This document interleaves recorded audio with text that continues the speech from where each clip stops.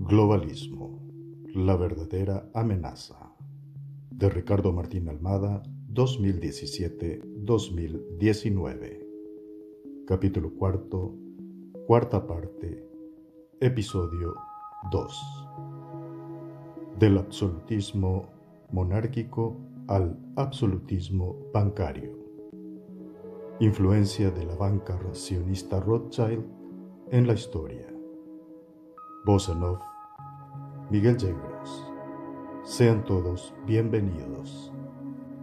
En las siguientes líneas analizaremos los entretelones del Congreso de Viena para entender de qué manera se ven reflejadas las palabras de Hitchcock en fuentes oficiales de la historia moderna.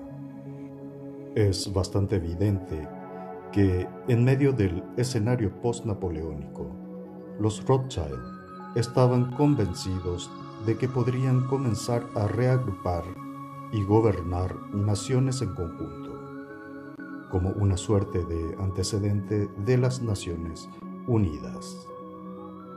Veían cerca su nuevo orden mundial y para ello era necesario ya comenzar a satanizar los nacionalismos y dar fuerza a las confederaciones, como expresamos en la primera parte. Nacionalismo era sinónimo de conquista y guerra. Y esto no era casual, sino que fue deliberadamente provocado, como vimos en la parte anterior. Los conflictos napoleónicos hicieron que el mayor lema del Congreso de Viena fuera que la autonomía de las nacionalidades son los gérmenes de todas las guerras y sublevaciones. En otras palabras, se le culpa a Napoleón de un nacionalismo enfermizo que debía eliminarse.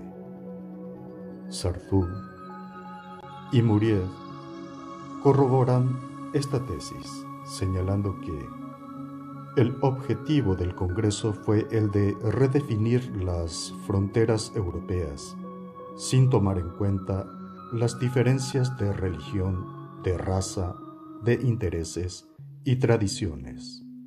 Separar y reagrupar caprichosamente territorios y súbditos.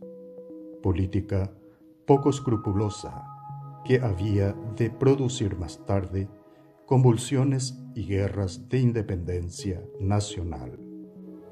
Participaron casi todos los estados europeos, aunque el plan inicial de Metternich era que las decisiones clave del Congreso fueran tomadas solo por los delegados de Gran Bretaña, Austria, Prusia y Rusia, al ser estas las potencias aliadas que derrocaron a Napoleón en la Sexta Coalición. La primera decisión del Congreso de Viena fue Primera Paz de París, que fijó como fronteras de Francia las mismas que tenía antes de Napoleón, concediéndole algunos aumentos de territorio en sus fronteras a cambio de su renuncia a toda pretensión imperialista. Se insertó también en la Paz de París otro artículo secreto que encomendaba a las potencias signatarias la tarea de adoptar las medidas convenientes para conseguir la independencia de los estados germánicos y su unión por medio de un vínculo federal.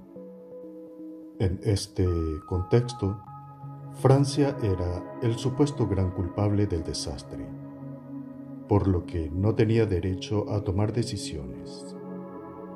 Talleyrand fue el delegado de Francia, a quien Luis XVIII dio instrucciones para oponer el principio de legitimidad al de la fuerza que proyectaban esgrimir Inglaterra, Austria, Rusia y Prusia, es decir, quienes vencieron a Napoleón y amenazaban con repartirse entre ellos territorio francés, con el apoyo de las pequeñas naciones amenazadas a la par de Francia.